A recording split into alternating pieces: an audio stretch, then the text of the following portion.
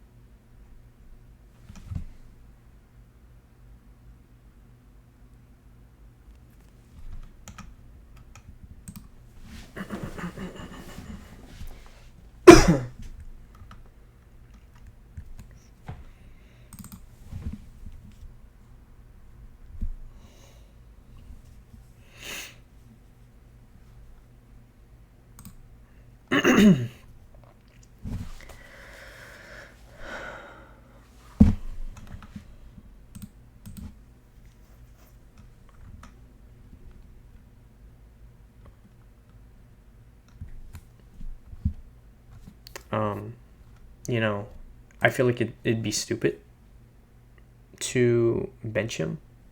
To keep him playing. Just because I want to see what Breland Allen has. I want to see what Isaiah Davis has. They're 2 rookie running backs. And they had great games. Well, they had a great game. That's a 2-back combo. So you need to see how valuable Breece Hall can be if you need to, let him walk or trade him. So I want to see what these other 2 guys can do. So, if I'm the Jets, I'm keeping him inactive, or moving him. I don't know. Obviously he wouldn't want to be benched, right? No one wants to be benched until their job is at risk. When there's job security, yeah, you can go bench and chill on the bench. But, man, Breland Allen, Isaiah Davis, they were moving the ball, and I want to see Breece Hall sit another week with the same 2-back scheme for the Jets. And I want to see what these 2 guys got because they were moving the ball very, very productively. And if they're able to continue doing that, you can use Breece Hall as leverage in a trade, So if I'm the Jets, that's exactly what I'm doing, for real. Garrett Wilson, Devontae Adams both hit triple digits, 114, 109. Adams had a touchdown. Tyreek Hill, 115 and a touchdown. And Jono Smith, 0 catches in the entire game. Overtime, last drive, 3 catches, 44, and the game-winning touchdown. Pretty crazy. Imagine having him on your fantasy team. He has 0 points leading up into overtime, and then finishes with double-digit fantasy points. That's pretty crazy. But, yeah, big win for the Dolphins to keep that drive going. Big division win, obviously, as well. And I don't know, man. I don't think the Dolphins can make the playoffs currently. Maybe if they win out and a lot of things go right. But either way, they wouldn't really do nothing in the playoffs. They're just way too inconsistent with the run game. Tyreek is going to either get 10 yards or 100. And Tua's going to play great or get, nothing going for him. So I don't want to see the Dolphins in the playoffs personally, but either way, this is a close game. Pretty entertaining. I watched the end of it. It was really good. Next, we have the Falcons going to Minnesota. I thought this game would be a little closer. I was still expecting the Vikings to win this game, but I thought it was going to be a little bit closer. Kirk Cousins, going back to the Vikings, first time. But, he didn't have a great game. He had a lot of yards, 344, but 2 picks. Sam Darnold, 347, 5 touchdowns, no picks. Completely spoiled this day for Kirk Cousins and outplayed him. Bijan, 92 and a touchdown. Tyler Alliger had 63 and a touchdown. Aaron Jones, 73 and a touchdown. Pretty solid game. Cam Akers, 37. Darnell Mooney, 142, had a great game. Ray McLeod, 98. Starting to get more targets from what I see. Drake London's getting a little bit less. Jordan Addison and Justin Jefferson completely took over this game and torched the Falcons defense. Jordan Addison, 133, 3 touchdowns. Justin Jefferson, 132 and 2 touchdowns on 19 total targets. 19 of those targets, 15 completions. 15 catches for 5 touchdowns. It's pretty crazy.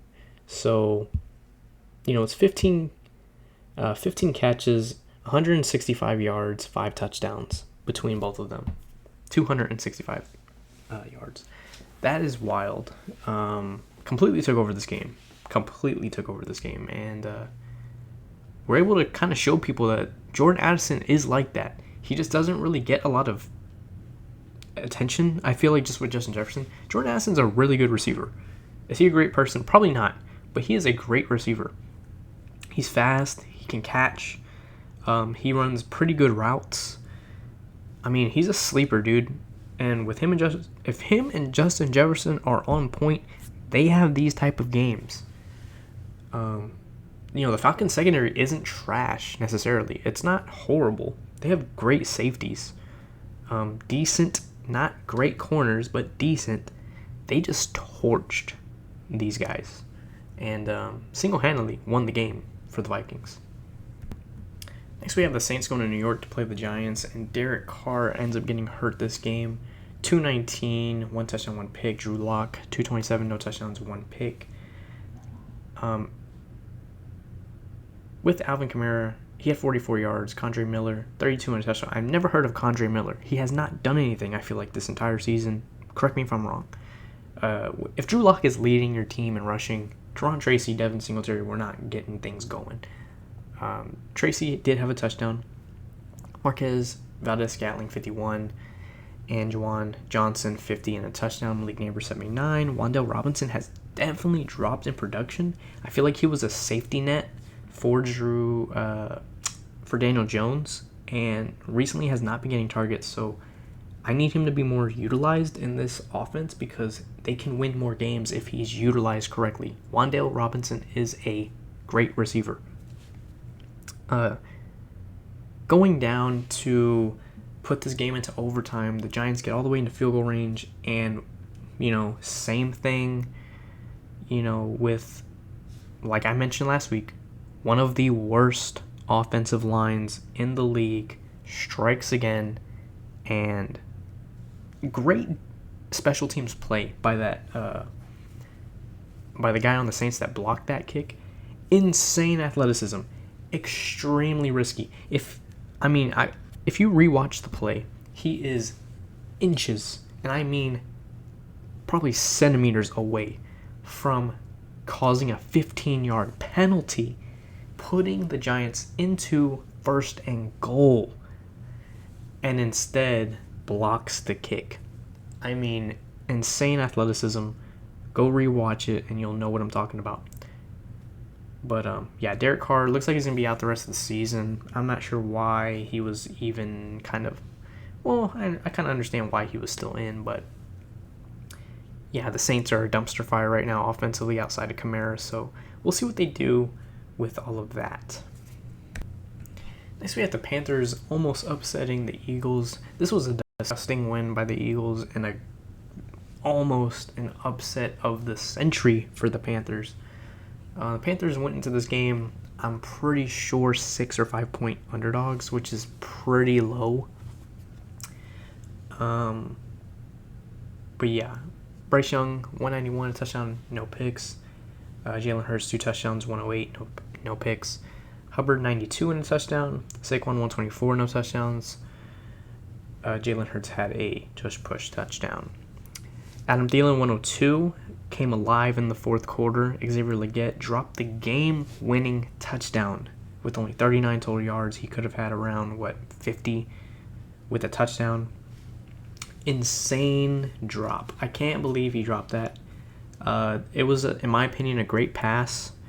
Could have been slightly lower if you want to be picky about it, but that's a ball that tons of receivers bring in. I mean, you beat your guy by 2 steps. You have time to go and secure that catch, and he just can't do it. Devastating loss. Eagles just barely slipped this win. A.J. Brown, 43, no touchdowns. Devontae Smith, 37, and 1 touchdown. Grant Calicara, 16 and a touchdown. Never heard of that guy. I believe that was his first touchdown of the season, if I'm not mistaken. But yeah, this was a extremely close game. Eagles barely survive. Saquon also becomes the leading rusher in Eagles franchise history for total rushing yards in the season, passing LaShawn McCoy. And there's still games left, so he's going to shatter that record most likely. So looking forward to seeing all of that come through. But yeah, man, tough back-to-back week losses for the Panthers on games they should have won. Next, we have the Browns going into Pittsburgh. I had the Steelers winning this game just because short week, devastating loss for the Browns, and I just couldn't think of a reason for them to have another great game like they did the week prior. And they didn't. Jameson Winston, 212, 2 touchdowns, 2 picks. Russell Wilson, 158, 2 touchdowns, no picks. Nick Chubb, 48. 104 total rushing yards for the Browns. 53 and a touchdown with Najee Harris. 120 total for the Steelers. Jerry Jeudy, 1 touchdown, 64 yards. David Njoku has 3 touchdowns in the last 2 games. 42 yards and 1 touchdown in this game. Pat Fairmont, 48 and a touchdown. Mike Williams was supposed to get a majority of the targets for this week with oh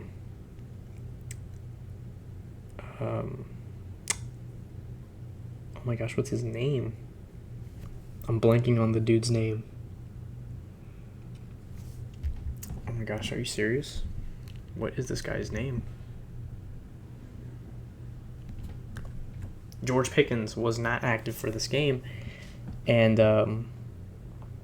I believe he was a game time decision, minutes before almost. In after pregame warm-ups, they said that he just wasn't gonna go. So that kind of was oh my gosh, the Browns might actually win. I'm gonna get this pick wrong, and they still won, which is pretty crazy. But yeah, Mike Williams should have gotten more targets, should have been more productive, and kind of just proves where his role is on this offense. And luckily, the Steelers were able to get this win with help from the turnovers by the Browns. Next, we have the Raiders going in Tampa Bay. Just a horrible game all around for the Raiders. 104 yards, 1 pick. Baker Mayfield, 295, 3 touchdowns, 2 picks. Aiden O'Connell ends up getting a season-ending injury, something in his leg. Desmond Ridder comes in, doesn't really do much either. Sincere McCormick, never heard of this guy. 78 total yards. And Aiden O'Connell did have a rushing touchdown before leaving the game. Rashad White, 90 yards and a touchdown. Bucky Irving did not do anything this game. And Michael Mayer, 68 total yards. Jacoby Myers, 67. Brock Bowers, 49. I mean, they've been the 2 main targets for these quarterbacks in recent weeks. 15 total targets, 10 catches, and 9 targets for Michael Mayer, which is pretty high. And Cade Otton, 70 yards on 3 catches, 2 long catches, by the way, so he was pretty much doing nothing prior to that. And Mike Evans, 69 total yards. May finish the season with 1,000 yards. I'm not sure how close he is. I need to do some research. It doesn't look like Mike Evans is going to hit 1,000 yards unless he has really great games ending the season. He needs about probably over 100 yards per game in order to keep his 1,000 yards per season record going and breaking or tying. Not sure if he's breaking or tying. Not sure if he's going to break or if he's already tied with Jerry Rice's record. Next, we have the Seahawks going into Arizona for the second time that the Seahawks played the Cardinals this season, and they sweep them. Dino Smith, 233, a touchdown, no picks. Kyler Murray, 259, 2 touchdowns, 2 picks. For whatever reason, Kyler Murray loves throwing picks at the Seahawks. I'm not sure why. He always throws picks to the Seahawks. I'm not sure. It's just their secondary. I'm not sure if it's their scheme, but they always manage to get multiple picks off of him. Zach Charbonnet had a great game. 134, 2 touchdowns with the absence of Kenneth Walker. James Conner, 90 yards, no touchdowns. Zach Charbonnet needs to be a number 1 running back. A team needs to trade for him immediately. I think a team that would really be able to utilize him would be the Bears. I feel like they would be able to utilize him great. Him and DeAndre Swift obviously being the backup. I feel like that would really change up something in that offense. Or move him with Tron Tracy in New York. That would be pretty crazy. He needs to be on another team. He obviously has the capabilities of putting up these numbers. And him and Kenneth Walker can't. They're just not a good 2-back scheme. They're both great running backs, but they can't utilize them correctly, like how the Lions do with Gibbs and Montgomery. They can't do that with Charbonnet and Walker. They just can't. Jack Smith and Ogba, 82 yards and a touchdown. And, look at him. He has 22 carries, 7 catches, 83 yards total. Give him an opportunity somewhere, man. Zach Charbonnet is like that. Trey McBride, 70 yards. Michael Wilson, 57. Marvin Harrison Jr., 49. James Conner had the lone catching touchdown. Oh, I'm sorry. Michael Wilson also had the catching touchdown. Either way, this was a blowout. For whatever reason, the Cardinals just play really bad against the Seahawks. If they win those 2 games, they're 8-6. I'm sorry. Yeah, they're. Oh wait, no. What would they be? They would be 8-5 if they beat the Seahawks both times. They would literally switch records with the Seahawks and be fighting for a playoff spot. Instead, they're not going to make the playoffs, and you get swept by a division rival. Next, we had the game of the week, in my opinion, with the Bills going into LA. I did have the Bills winning this game, but I knew it was going to be close, or it could be a toss-up depending on how it played out. Josh Allen, though, MVP-type caliber of a game. 342, 3 touchdowns, no picks, 82 rushing yards with 3 rushing touchdowns, 6 total touchdowns on the day. All of the touchdowns were scored, by Josh Allen. Matt Collins, Ty Johnson, Khalil Shakur were the 3 receiving end touchdowns. But, man, Josh Allen, insane game. Matthew Stafford, 320, 2 touchdowns, no picks. Williams, 87 with 2 touchdowns. And Puka had a rushing touchdown. James Cook didn't do anything. 20 total yards for the day. And Puka 162 a touchdown. Cooper Kupp 92 and a touchdown. Even Tutu Atwell had 45. Matt Collins, 57 and a touchdown. Amari Cooper, 95. Ty Johnson, 55 and a touchdown. This was a close shootout. No defense was played between either of these teams. And ultimately, I think this type of game elevates Josh Allen into the MVP favorite with, Saquon as a second. I put, in my personal opinion, the MVP race at the moment is Josh Allen, Lamar, Saquon. I feel like outside of those three guys, I don't have an MVP. Those are the three MVP guys. That's it. And, I feel like week to week, it just juggles between those three. So we'll see who ends up with it. I think it's going to be,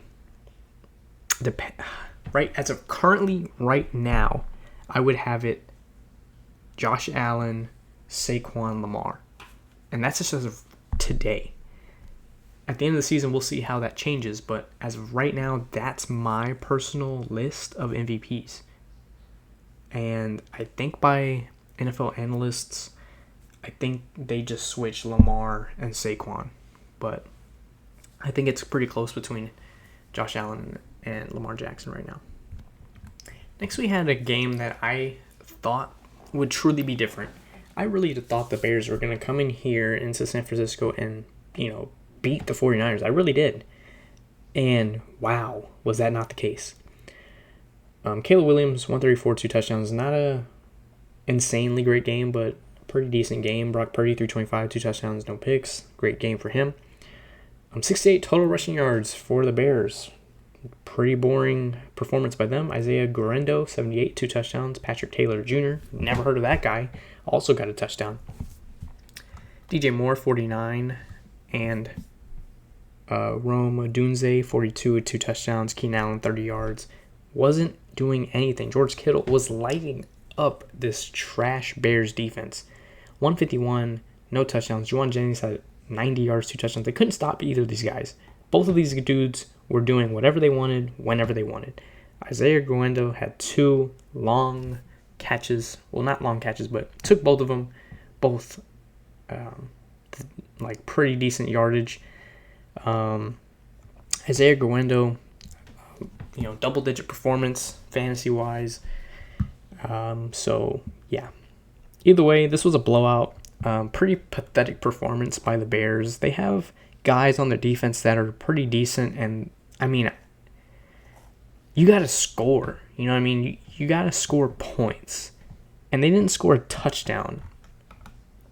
They scored 2 touchdowns in the second half, but it's even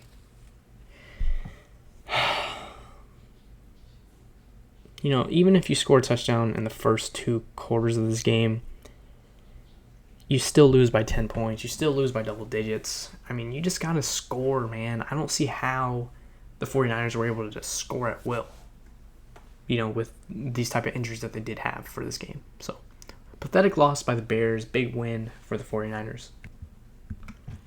Next, we had the Chargers going into Kansas City for a game that I thought the Chargers should have won, along with everybody else. The Chargers played a decent game. 213, 1 touchdown for Justin Herbert, 210, 1 touchdown for Patrick Mahomes. Gus Edwards had 36 and a touchdown. Isaiah Pacheco, 55. Kareem Hunt, only 16. Joshua Palmer, 78. Quentin Johnson actually caught a touchdown, which was pretty surprising. Stone Smart, 54 yards. Never heard of that guy. Travis Kelce, 45. Xavier Worthy, 41. DeAndre, 32 and a touchdown. With Noah Gray only with 26 total yards. This game came down to the last second field goal. Chiefs were down 1 point. They get into field goal range pretty much with ease at the end of the game. And then hits the up post. Ball bounces in instead of out. And the Chargers end up winning this game. So, Chiefs win the division. Win by literally luck once again for another straight week. Chargers fall to 8-5, still in the playoff race for the wild card, tied up with the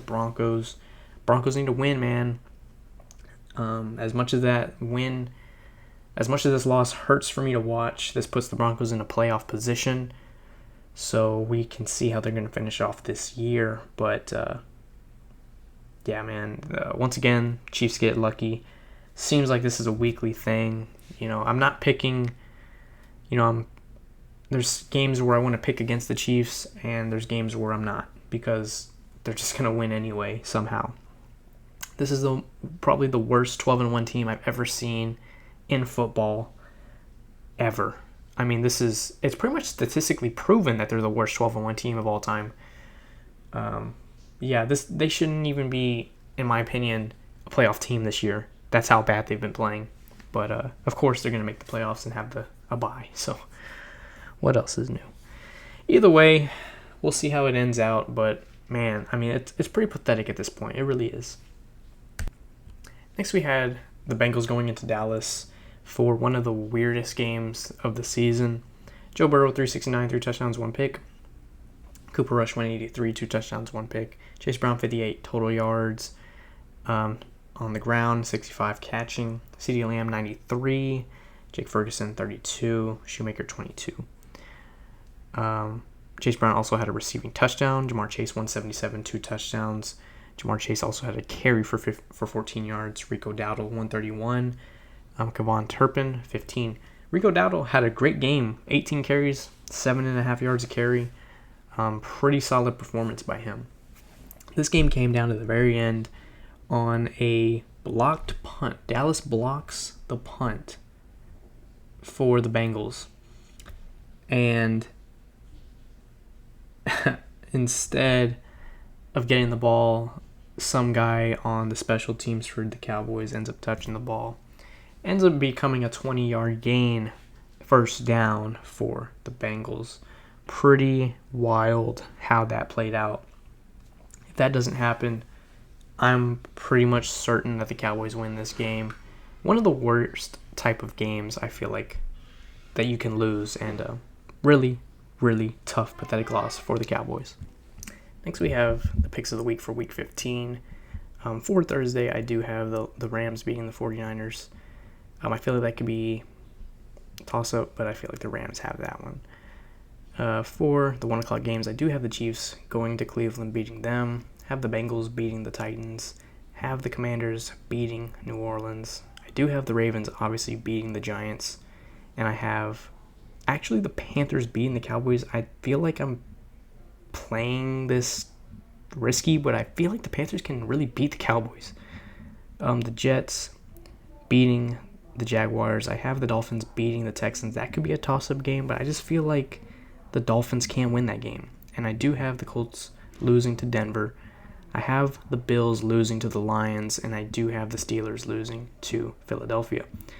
With the last couple of 3 o'clock games, I do have the Cardinals beating the Patriots, and I do have the Bucs beating the Chargers. For the Sunday night game, I do have the Seahawks beating Green Bay.